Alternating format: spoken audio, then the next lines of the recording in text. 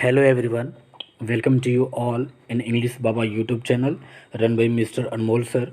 आज आप लोगों के लिए लेकर के मैं आया हूँ सीबीएसई क्लास 11th की जो बुक है हॉर्नबिल, उसकी जो फर्स्ट चैप्टर है द पोर्ट्रेट ऑफ लेडी, एक औरत की छाया चित्र, जिसको लिखे हुए हैं Khushwant Singh. The title of the chapter the portrait of a lady is written by Khushwant Singh.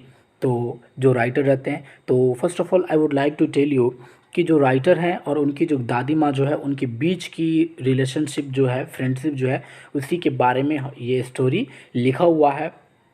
और वो राइटर और उनकी दादी माँ का जो रिलेशन जो होता है वो कैसे स्टेबल होती है, उनकी फ्रेंडशिप कैसे डेवलप होती है और वो कब जाके और किस तरह वो ख़त्म हो जाती है, इस स्टोरी के माध्यम से हम आपको बताएंगे।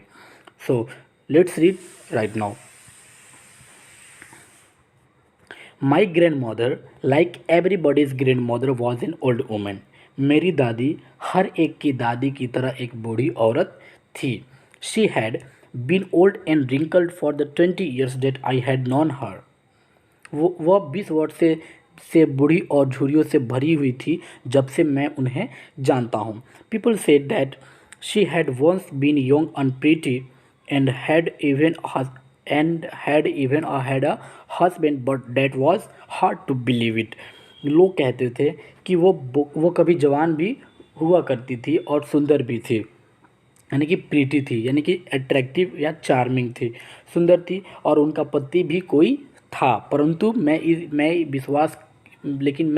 बात पे विश्वास नहीं कर सकता और ये विश्वास के लायक नहीं है, विश्वास करना मुश्किल था।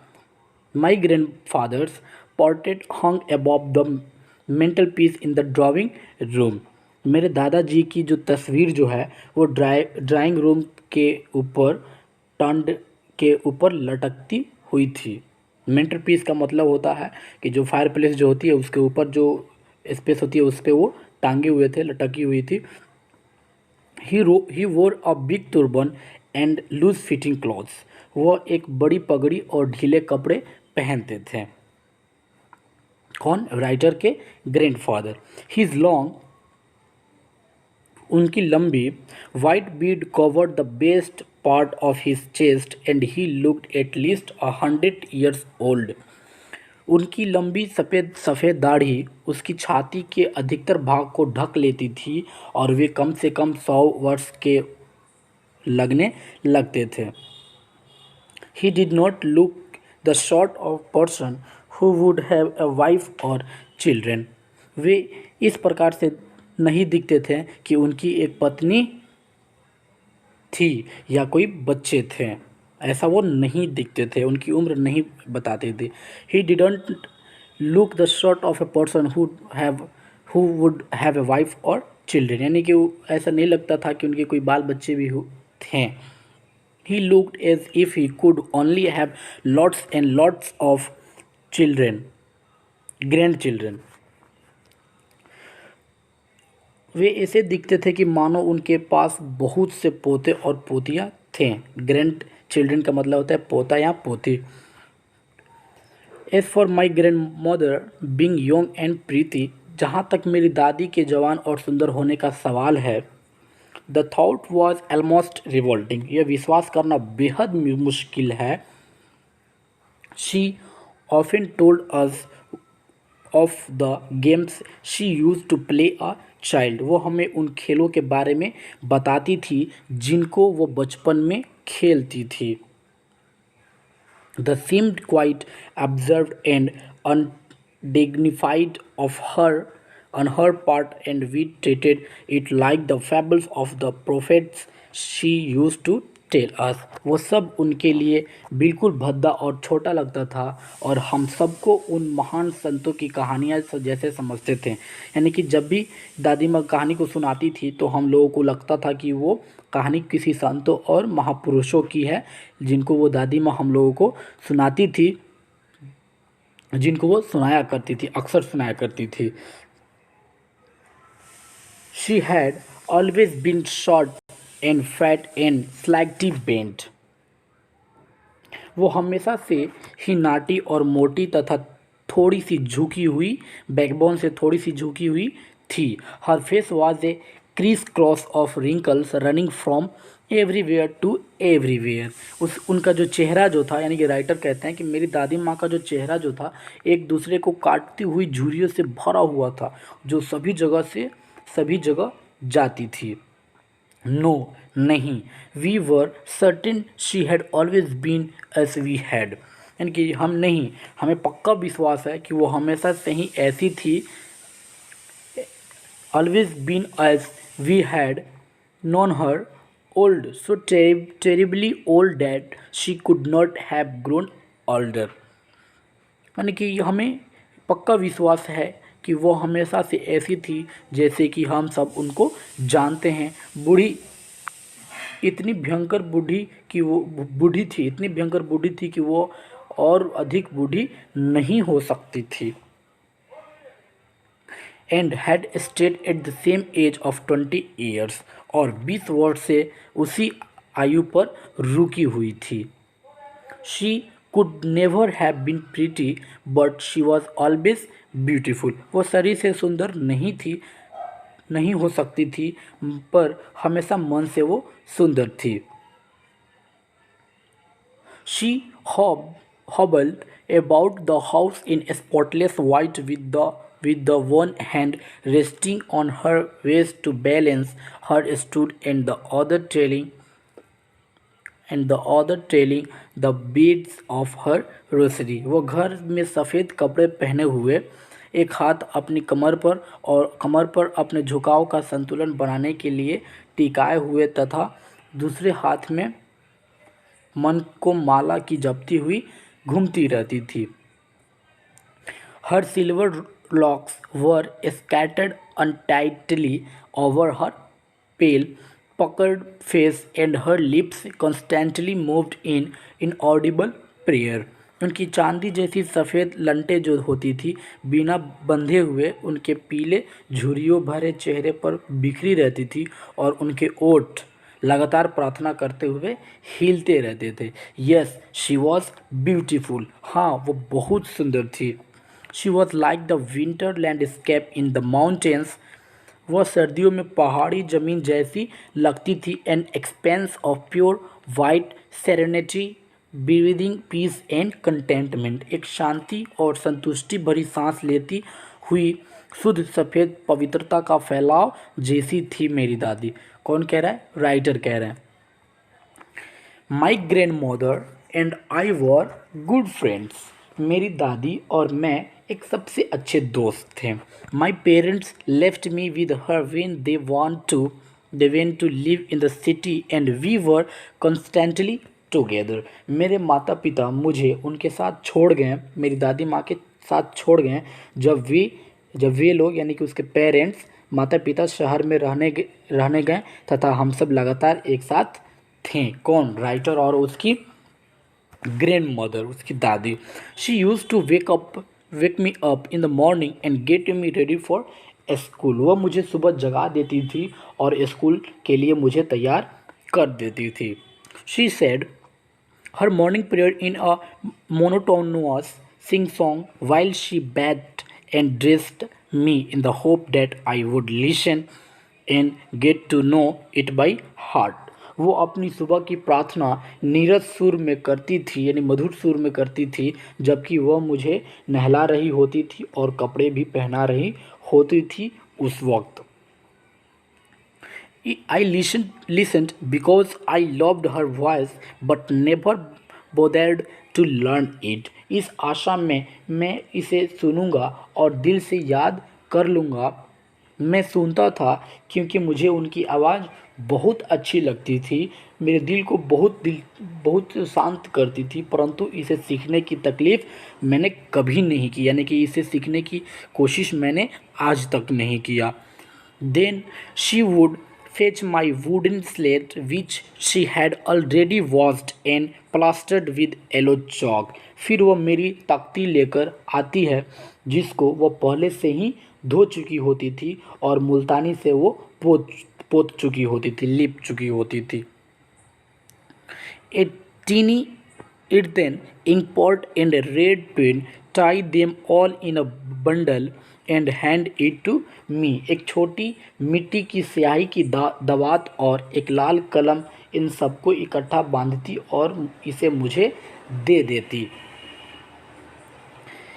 Slate chapati with a little butter and sugar spread on it. We went to school. एक मोटी बासी रोटी और उस पर मक्खन और चीनी डालकर नाश्ता करने के बाद हम स्कूल चले जाते। She carried several stale chapatis with her for the village dogs. वो अपने साथ गांव के कुत्तों को डालने के लिए कुछ बासी रोटियां भी लेकर जाती। किसकी? राइटर की grandmother. My grandmother always went to school with me because the school was attached to the temple. मेरी दादी हमेशा मेरे साथ स्कूल जाती क्योंकि स्कूल मंदिर के साथ जुड़ा हुआ था। The priest taught us the alphabet and the morning prayer. पुजारी हमें अक्षर और सुबह की प्रार्थना सिखाते थे। While the children sat in rows in either side of the veranda, singing the alphabet or the prayer in a chorus. मेरी दादी अंदर धार्मिक ग्रंथ पढ़ती हुई बैठी रहती थी, जबकि बच्चे बरामदे में दोनों तरफ समूह के अक्षर या प्रार्थना गाते हुए बैठते रहते थे। My grandmother sat inside reading the scriptures. जब हम दोनों अपना अपना काम खत्म कर चुके होते तब हम वापस घर चले जाते। When we had both finished, we would walk back together. जब हम लोग अपना काम खत्म कर चुके होते तब हम वापस चले जाते। The time the village dogs would meet us at the temple door.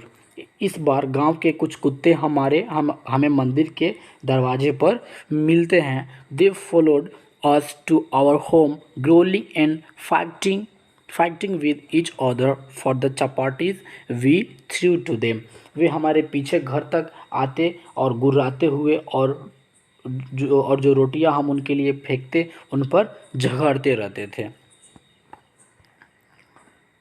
When my parents were comfortably settled in the city, they sent for us. जब मेरे माता पिता आराम से शहर में बस गए तब उन्होंने हमें बुला लिया। किसको? राइटर को उसके पेरेंट्स दादी माँ के पास से बुला लिया। That was a turning point in our friendship. यह हमारी दोस्ती में एक महत्वपूर्ण मोड़ था। और सबसे पहले मैं बता दूं कि किस दोस्ती की, किस फ्रेंडशिप की? ग्रैंड मदर और इस चैप्टर की राइटर की, खुशवंत सिंह के बीच। Although we shared the same room, my grandmother no longer came to school with me. जहाँ तक हमारा कमरा एक ही था, मेरी दादी अब मेरे साथ स्कूल मुझे पहुँचाने के लिए नहीं जाती थी क्योंकि वो मेरे पास नहीं थी। I used to go to an English school in a motor bus. मैं बस में एक अंग्रेजी स्कूल में जाने लगा। There were no dogs in the streets, and she took to feeding sparrows in the courtyard of our city house. वहाँ गलियों में कुत्ते नहीं थे और उसने यानी कि दादी माँ ने शहर के घर के आंगन में चिड़ियों को खिलाना शुरू कर दिया। As the years rolled by, we saw less of each other. For some time, she continued to wake me up, and get me ready for school. जैसे ही वर्ष बीतते गए, जैसे ही साल बीतते गया, मैं और मेरी दादी का मिलना बहुत कम हो गया। कुछ समय के लिए तो उन्होंने मुझे जगाना और स्कूल के लिए तैयार करना जारी रखा। When I came back, she would ask me what the teacher had taught me. जब मैं वापस आता तो जो कुछ अध्यापक ने मुझे पढ़ाया होता था वो मेरी दादी माँ पूछती थी। I would tell her English words and little things of Western science and learning, the law of gravity, Archimedes' principle, the world begin round, etc.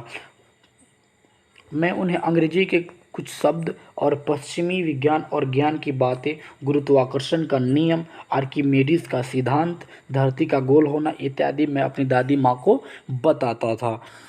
This made her unhappy, इससे वो नाराज़ हो जाती थी। कौन? इस बातों को जब राइटर अपनी दादी माँ से बताते हैं तो उसकी दादी माँ राइटर से नाराज़ हो जाती थी। क्यों नाराज़ हो जाती थी भाई? She could not help me with my lessons, वो मेरी मेरे पाठ में सहायता नहीं कर सकती है। She didn't believe in the things they taught at the English school and was distressed that there was no teaching about God and the spirituals। वो उन चीज़ों में विश्वास नहीं रखती थी, यानी कि राइटर की दादी माँ इन सब चीज़ों में विश्वास नहीं रखती थी जो वे मुझे स्कूल में पढ़ाते थे, और परेशान थी कि भगवान और धार्मिक ग्रंथों के बारे में कोई नहीं पढ़ाता था स्कूल में। One day I announced that we were being given music lesson। एक दिन मैंने घोषणा की कि हमें संगीत भी सिखाया जाता था। She was very disturbed। वो बहुत परेशान हो गई, यानी कि ग्रैंड मदर बहुत ही परेशान हो गई इस बात को सुन के। To her music had lewd associations, उसके लिए संगीत का संबंध काफ़ी अपवित्र चीज़ से था। It was the monopoly of harlots and beggars and not meant for gentlefolk। यह मतलब संगीत केवल वैश्याओं और भिखारियों का ही एक एकाधिकार तथा और भद्र पुरुषों के लिए ही होता है। उन्होंने कहा, कुछ नहीं। उनकी चुप्पी का मतलब असहमति था। She rarely talk to me after that, यानी कि उन्होंने कुछ नहीं कहा और उनकी चुप्पी का मतलब असहमति था, यानी कि वो उनसे इन सब चीज़ों से सहमत नहीं थे। वो उसके बाद मुझे कभी कभार ही बातें करती थी, यानी कि इस सब चीज़ों के शेयर करने के बाद उसकी दादी माँ कभी कभार ही बात करती थी। किससे? राइटर से। When I went up to university, I was given a room of my own। जब मैं विश्वविद्यालय जाने लग गया तो मुझे अलग से कमरा दे दिया गया, जो पर्सनल सिर्फ मैं ही रह सकता हूँ। The common link of friendship was snapped, दोस्ती का साझा संबंध टूट गया। किसके बीच? ग्रैंड मदर और राइटर के बीच। My grandmother accepted her seclusion with resignation, मेरी दादी ने एकांतवास त्याग की भावना के साथ स्वीकार कर लिया। She rarely left her spinning wheel to talk to anyone, वो विरले की अपना चरखा काटना किसी से बात करने के लिए छोड़ती थी। From sunrise to sunset, she sat by her wheel spinning and reciting prayers. Only in the afternoon, she relaxed for a while to feed the sparrows। सूर्यास्त से लेकर सूर्योदय तक वह चरखा काटती हुई और प्रार्थना करती हुई बैठी रहती थी। केवल दोपहर को ही वह चिड़ियों को खिलाने के लिए आराम करती थी, अदरवाइज वो इसके अलावा आराम नहीं करती थी। While she sat in the veranda breaking the bread into little bits, hundreds of little birds collected round her, creating a veritable bedlam of chirrupings। जबकि वह बरामदे में रोटियों को टुकड़ों में तोड़ती हुई बैठी रहती थी, सैकड़ों छोटे पक्षी तरह तरह के ध्वनियाँ करते हुए उनके चारों ओर इकट्ठे हो जाते थे। Some came and perched on her legs, कुछ आते और उनके पैरों में बैठ जाते। कुछ पक्षी आते और दादी माँ के पैरों में बैठ जाते। अदर ऑन हर शोल्डर्स, दूसरे उनके कुछ कंधों पर बैठ जाते। Some came and perched on her legs, others on her shoulders, यानी कुछ आते उनके पैरों में बैठ जाते और कुछ उनके कंधों पे शोल्डर्स पे बैठ जाते। Some even sat on her head, कुछ तो उनके सिर पर भी बैठ जाते हैं। She smiled but never shooed them away, it used to be the happiest half hour of the day for her. वो मुस्कुराती थी, यानी कि दादी माँ मुस्कुराती थी पर उन्हें कभी दूर नहीं भगाती थी। यानी कि पक्षियाँ जब आती थी तो दादी माँ के शोल्डर्स पे, उनके सिर पे, उनके पैर पे बैठ जाती। इस बात को लेकर दादी माँ बहुत मुस्कुराती थी, लेकिन उनसे दूर नहीं भगाती थी, पक्षियों को दूर नहीं भगाती थी। यह उनके लिए दिन का सबसे खुशनुमा आधा घंटा होता था कि जब पक्षियाँ आती और उनके साथ ट्रीट करती। When I decided to go abroad for further studies, I was sure my grandmother would be upset.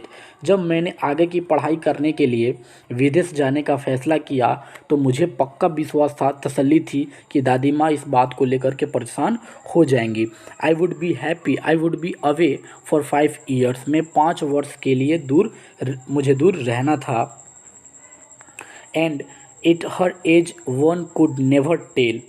और उनकी उम्र में कोई कमी नहीं बता सकता था। But my grand mother could, she was not even sentimental. पर मेरी दादी बता सकती थी कि वह भावुक भी नहीं थी, सेंटिमेंटल भी नहीं थी। She came to leave me at the station, at the railway station, but didn't talk और शो एनी इमोशन। वो रेलवे स्टेशन तक मुझे छोड़ने आई, परंतु उन्होंने बात नहीं की और कोई भाव भी नहीं दिखाया। हर lips moved in prayer, her mind was lost in prayer. उनके ओठ प्रार्थना के लिए हिल रहे थे और मन प्रार्थना में खोया हुआ था। Her fingers were busy trailing the beads of her rosary. Silently she kissed my forehead, and when I left the cherished, the most imprint is perhaps the last sign of physical contact between us. उनकी उंगलियां अपनी माला के मन को रटती हुई व्यस्त थी। Silently she kissed my for head. चुपचाप उन्होंने मेरे माथा को किस किया, मेरे हेड को किस किया।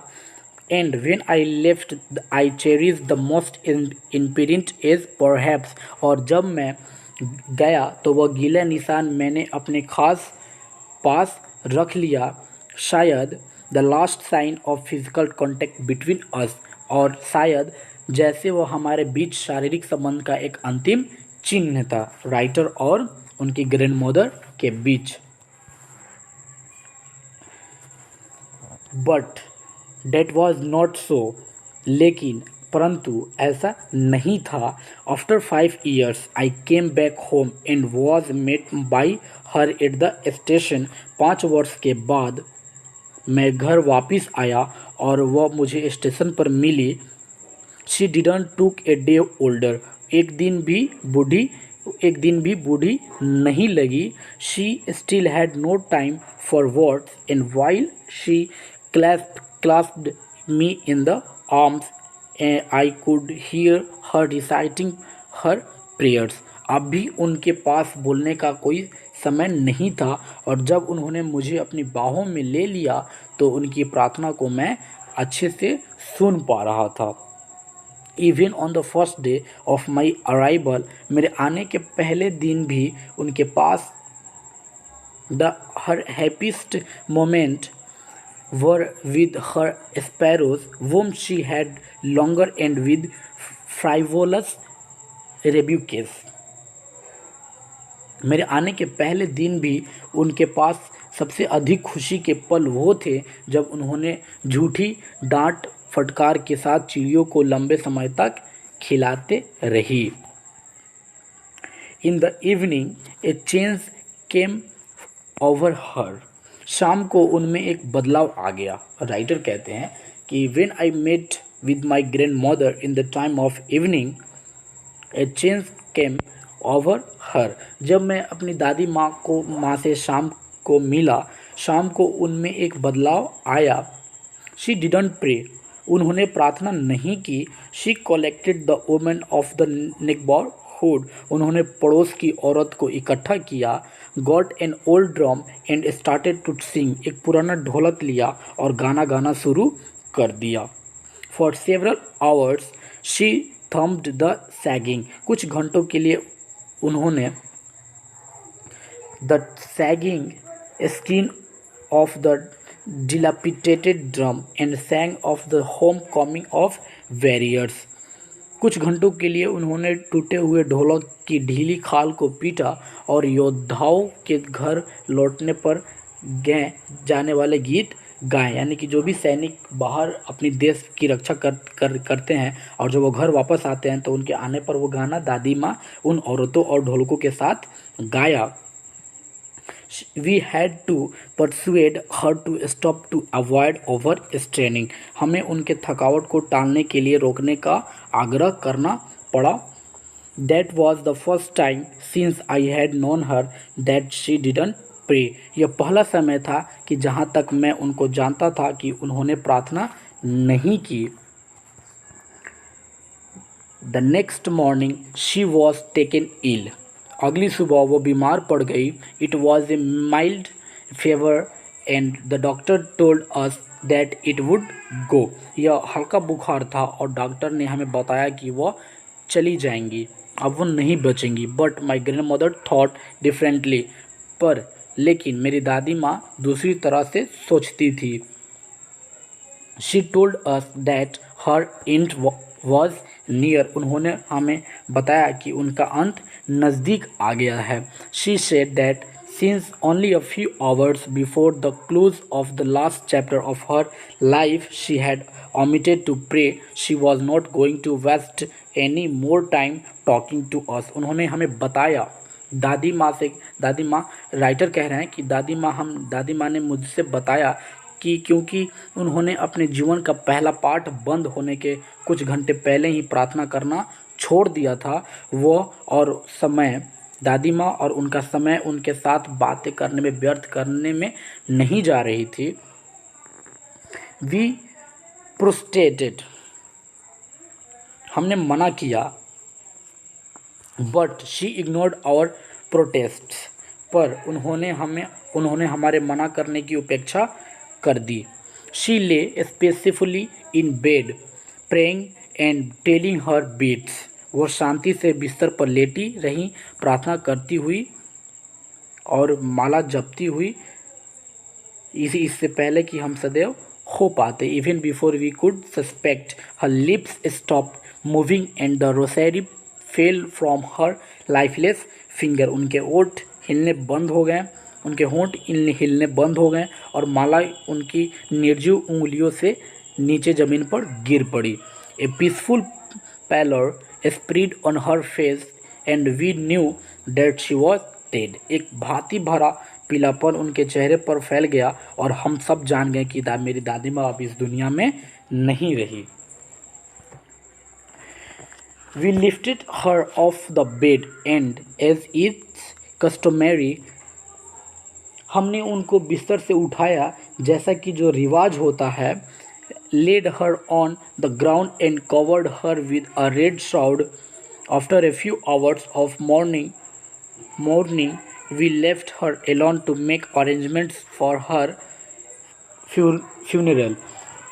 हमने उनको बिस्तर से उठाया, जो भी रिवाज होता है, जो भी रस्म रिवाज होता है वो हमने किया। उनको ज़मीन पर लिटा दिया और एक लाल रंग के कफन से उनको शरीर को ढक दिया। कुछ घंटों के विलाप के बाद उन्हें अंतिम संस्कार की व्यवस्था करने के लिए हमने उनको अकेला छोड़ दिया। शाम को in the evening we went to her room with a crude stretcher to take her to be cremated. शाम को हम सब एक साधारण अर्थी के साथ उनका दाह संस्कार करने ले जाने के लिए उनके कमरे में गए। The sun was setting and had lit her room and बरामदा with the blaze of golden light. सूर्य अस्त हो रहा था और उनके कमरे में बरामदे को सुनहरी रोशनी से चमका दिया था। We stopped half way in the courtyard. हम आंगन में आधी दूरी तय करने के बाद रुक गए, स्टॉप हो गए। All over the verandah and in her room right up to where she lay dead and stiff wrapped in the red shroud, thousands of sparrows sat scattered on the floor. बरामदे में सभी जगह और उनके कमरे में ठीक वहाँ तक जहाँ वे मृत्यु मृत लेटी यानी कि मरे हुए रूप में लेटी हुई और लाल कफन में लिपटी हुई थी। हजारों चिड़ियाँ फर्श पर बिखरी हुई थी और आकर बैठी थी। देयर वॉज नो चरपरिंग, कोई चहचहाट हट नहीं थी, चिड़ियों में कोई चहचहाट नहीं थी। We felt sorry for the birds and my mother fetched some bread for them, हमने पक्षियों के लिए अफसोस किया और मेरी माँ उनके लिए कुछ रोटी लेकर के आई। शी यानी कि मेरी माँ यानी कि राइटर की माँ, she broke it into little crumbs, मेरी माँ उनको टुकड़ों में तोड़ा, रोटियों को टुकड़े में तोड़ा। The way my grandmother used to, जिस तरह मेरी दादी माँ किया करती थी। And threw it to them, और उनके यानी कि चिड़ियों के सामने फेंक दिया। The sparrows took no notice of the bread, चिड़ियों ने रोटी की तरफ कोई ध्यान नहीं दिया। चिड़ियों ने रोटी की तरफ कोई ध्यान नहीं दिया। When we carried my grandmother's corpse off, जिस तरह मेरी यानी कि जब हम मेरी दादी की लाश को ले गए। दे फ्लू अवे क्वाइटली, वे चुपचाप उड़ गईं। कौन? पक्षियाँ चुपचाप उड़ गईं। Next morning the shepherd swept the bread crumbs into the dustbin, अगली सुबह सफाई करने वाले ने रोटी के टुकड़ों को उठाया और डस्टबिन में डाल दिया। सो आई होप यू गाइस, ये स्टोरी जो राइटर और उनकी दादी माँ के बीच की एक फ्रेंडशिप की रिलेशन को शो करती है। इस चैप्टर के जो राइटर थे खुशवंत सिंह, और उनके दादी माँ के बीच ये रिलेशन रही और ये ख़त्म हो गई। सो हम सभी को अफसोस है कि उनकी दादी माँ इस दुनिया के धरती पर नहीं रही। बट दादी माँ बूढ़ी तो थी, लेकिन उनकी सोच, उनकी विचार बहुत ही सुंदर थी, बहुत ही अच्छी थी, और वो मन से बहुत ही सुंदर थी। यानी कि हम लोग कहते हैं ना भाई साहब कि कोई भी व्यक्ति शरीर से या चेहरे से खूबसूरत नहीं होता है, मन से खूबसूरत होता है। वैसे ही in the same way Khushwant Singh यानी कि उनके इस चैप्टर के राइटर की जो दादी माँ है वो पूरे अपने मन से बहुत ही सुंदर थी और भगवान को समर्पित थी। सो आई होप यू गाइज ये चैप्टर आपको समझ में आ गया होगा। सो इंग्लिश बाबा से जोड़ने के लिए बहुत बहुत धन्यवाद। Thank for watching.